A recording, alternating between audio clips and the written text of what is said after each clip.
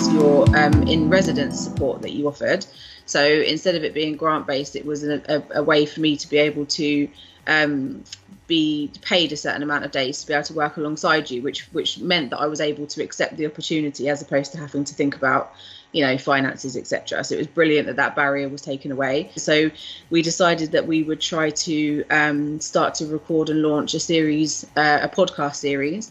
So the Inclusivity Project was able to, first of all, purchase the equipment, which is brilliant, and then also provide ongoing support to be able to look at what that podcast series would look like, what we really wanted to capture, and what we were going to do with it overall. So we've got to the stage where they've all pretty much been recorded now. So I've been interviewing a variety of people on the subject of trying to capture the sort of disconnect sometimes that can happen between how, especially during this time of COVID-19, how employers have had to react to the pandemic and some of the really difficult decisions that have been made, but then and hear their stories from, you know, from a very human point of view, some of the challenges that they had, but then also be able to have conversations with employees about how some of those decisions might have affected them.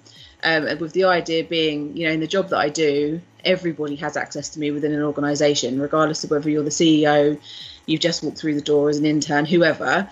And one of the things that happens is this kind of disconnect that happens where I think, well, if only you guys knew what you were talking about and you could talk to each other, then a lot of this kind of conflict and misunderstanding would disappear. But it's not my job to do that. My job is just to hold the space for them. So the idea of the podcast was to be able to put it out to people and actually have employers hear from employees about how, you know, some of the decisions impacted them, but also let employees hear the more human side of employers and decision makers and the really difficult decisions they had to make and why.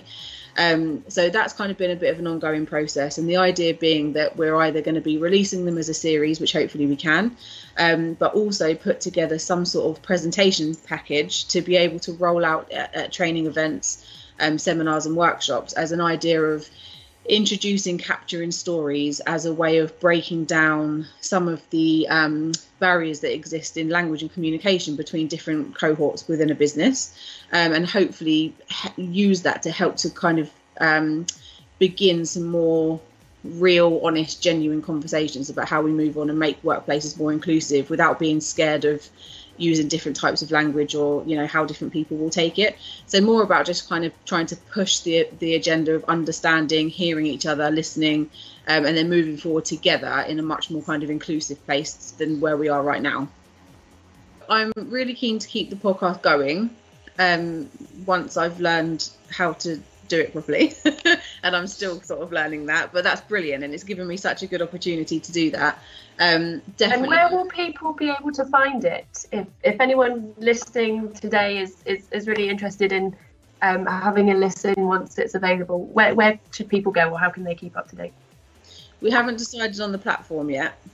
So we're still in the process of editing it all down and seeing where it's best going to land. But all of the information will be either on my website, which is thefoxproject.co.uk, or on my social media platforms, which is the Fox Project UK on Facebook and _Fox_project on Instagram, just to make it nice and complicated.